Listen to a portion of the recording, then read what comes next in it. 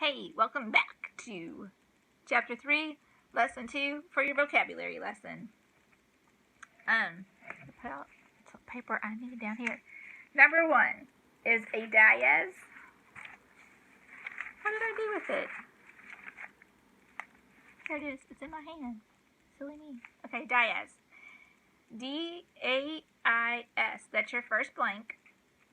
D-A-I-S. High table. T-A-B-L-E goes there in your second blank. And again, if Nana spells words that you know how to spell, I apologize. It's just because I'm trying to be helpful. Table. T-A-B-L-E. A high table in a hall. A platform. P-L-A-T-F-O-R-M.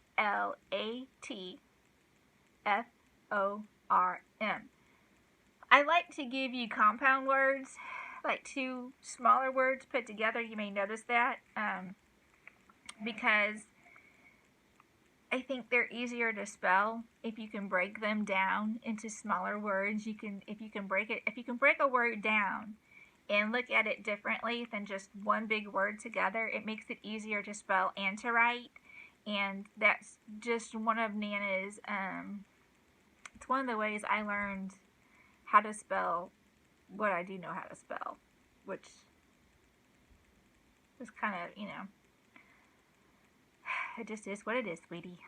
But that's one of my strategies. That's what I was trying to say. It's one of my strategies that I taught myself in how to spell words and how to remember how to spell them is to break them down into smaller parts. And compound words lend themselves nicely to that, like curfew. It's not exactly a compound word, but it has two definite parts. Cur, C-U-R, and few, F-E-W, like outlaws. And then here we have platform, P-L-A-T-F-O-R-M. And that's going to go in your third blank on number 1 there. A platform raised above the floor at one end, E-N-D, of a hall or room as for a throne, seats of honor, and a speaker stand.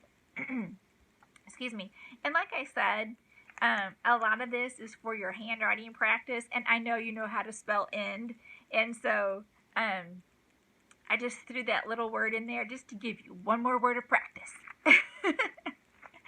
Number 2 is alderman. Now we talked about alderman, and alderman is a chief or prince. And I cut down some of the definitions on this one, just because I try to make it just the essential. So an alderman is a chief or prince. And so alderman, A-L-D-E-R-M-A-N, alderman. And then chief, C-H-I-E-F, C-H-I-E-F. And you may have heard this by now. Your mother may have already taught you this, but I before E, except after C. And so, and there are exceptions to that one. There just are. And that's just because our English language has come from the French, from the Normans, they spoke French. And then you have these Anglo-Saxons who spoke a German sort, of language, and they put them together, and that's how we got our English. Isn't that interesting? Anyway, according to Sir Walter Scott and Ivanhoe, that's how it happened. Number 3 is Menevere. I can't remember how she says it. Anyway, M-I-N-E-V-E-R, Menevere. I think that's how she pronounced it. M-I-N-E-V-E-R. And it's the fur of a gray squirrel. And so, number 3, you have the first blank is M-I-N-E-V-E-R. And then the second blank is fur, F-U-R. Number 4, warders. W-A-R-D-E-R-S is your first blank. Again, warders. W-A-R-D, ward, ers. E-R-S is that first blank. A person who guards. Guard is your last blank. G-A-U-R-D-S. Guards. Number 5. Banditti is your first blank. And banditti is plural for bandit. So banditti is B-A-N-D, band, I-T-T-I. Banditti. B-A-N-D-I-T-T-I. I'm sorry if I'm on fast forward. I feel like I'm on fast forward. Plural for bandit. B-A-N-D-I-T. Bandit. Bandit. B-A-N-D-I-T. And then Rotherwood is the first blank for number 6. Capital R-O-T-H-E-R-W-O-O-D. Rotherwood. R-O-T-H-E-R-W-O-O-D. I know you know how to spell wood. Okay. Cedric the Saxon's home. H-O-M-E. Home is your last blank. Home. H-O-M-E. Number 7. Knave. K-N-A-V-E. And remember, this K is silent. K-N-A-V-E. Knave. Is a boy, male child, or a servant. S-E-R-V-A-N-T. Servant. S-E-R-V-A-N-T is your second blank. A servant boy or male servant. I was just checking my stuff. Sorry. And then definition B, a man of humble, H-U-M-B-L-E. Humble birth or status. Humble. H-U-M-B-L-E. Goes in your last blank for number 7. Number 8. Trencher. Wooden board. Trencher. T-R-E-N-C-H-E-R. Goes in your first blank of number 8. T-R-E-N-C-H-E-R.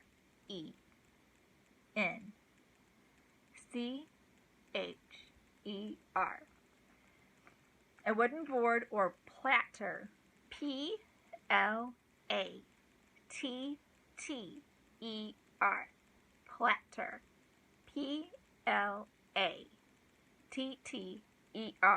On which to carve or serve. S-E-R-V-E.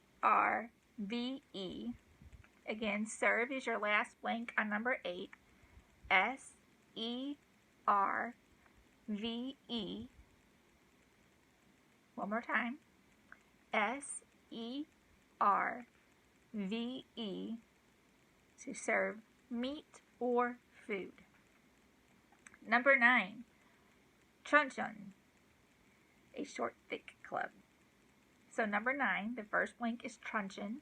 T-R-U-N-C-H-E-O-N.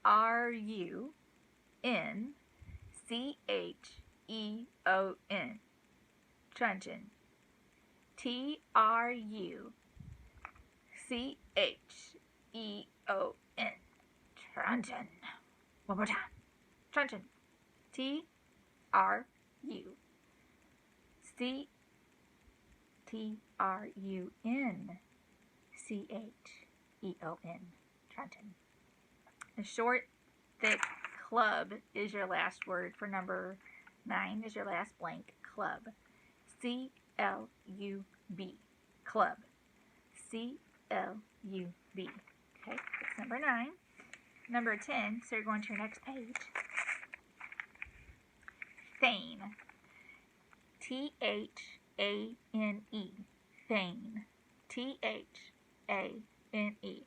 That's in early England as a member of a class of freemen. Again, there's another compound word. F-R-E-E-M-A-N. Free man. F-R-E-E-M-A-N. And again, just like alderman and freeman, we say the A as an E. And so that makes spelling very confusing, I understand. Right there with you, kid. Freeman. F-R-E-E-M-A-N.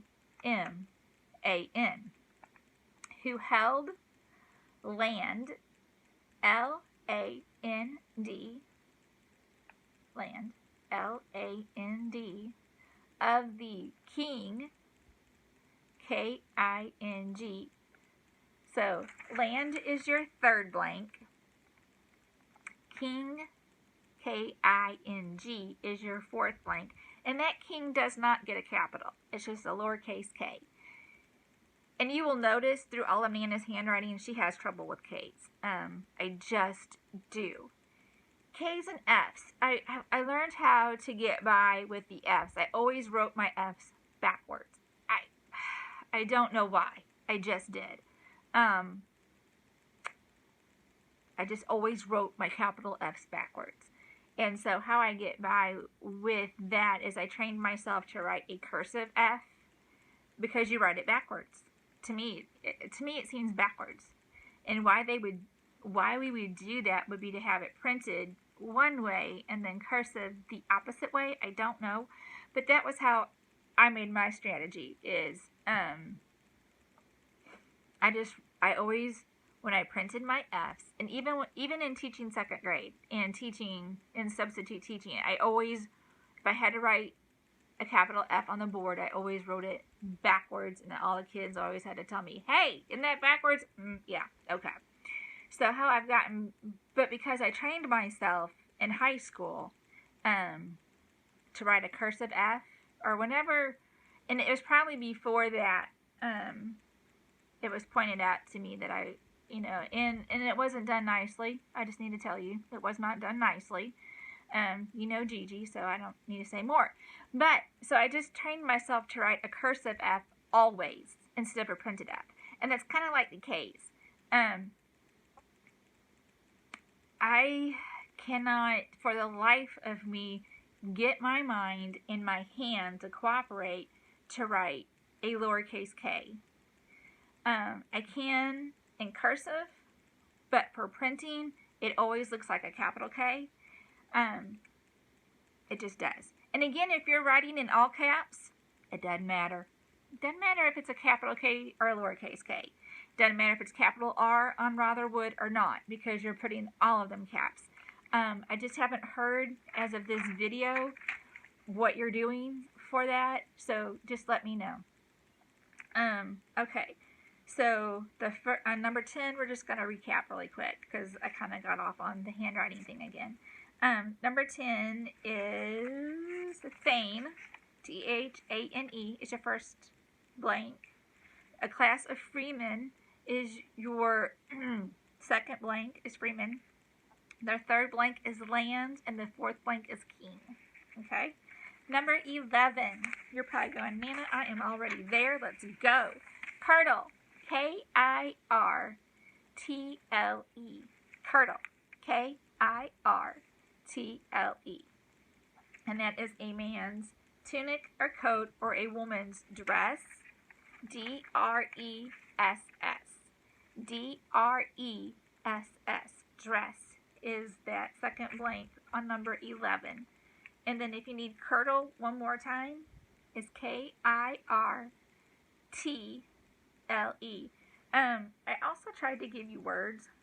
Sorry, I got an eye itch there. Trying to give you words to spell or to write that were different letters. So you're getting, so yeah, I actually thought about this.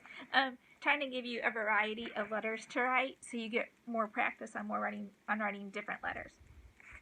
12 is drudge. D-R-U-D-G-E. Drudge. D-R-U-D-G-E. And a drudge is a person. So P-E-R-S-O-N. And I also tried to think about what words or one word out of the definition,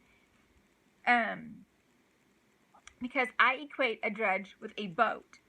But in your instance here, in this vernacular, a drudge is a person, and like a guarder or a warder is someone who guards.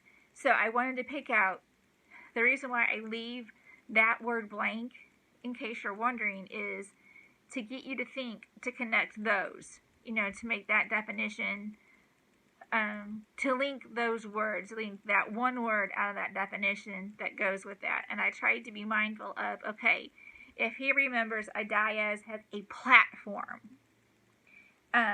then it might be helpful for you to remember that. And so the emphasis, that's why I leave those words blank, not only to give you extra practice in writing, but to also trigger something in your brain that says, okay, a warder is a guard.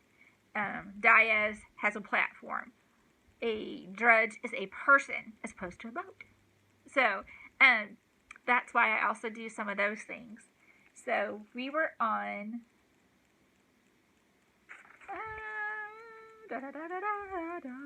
we did curdle. 12, drudge, a person. Drudge, I'm going to start over because I need to. Drudge, D-R-U-D-G-E. And then a person, P-E-R-S-O-N. Person is your second blank for 12, who does hard, menial, or tedious work. Work is your third blank for number 12. W-O-R-K, work, W-O-R-K. You may be thinking you're a drudge at the moment. Sorry. 13, pigment, P-I-G-M-E-N-T, pigment, P-I-G-M-E-N-T, pigment, P-I-G-M-E-N-T,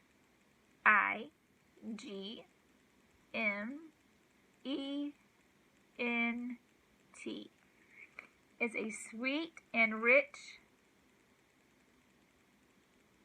I needed to go back and I see a mistake I need to fix. I'm sorry. A sweet and rich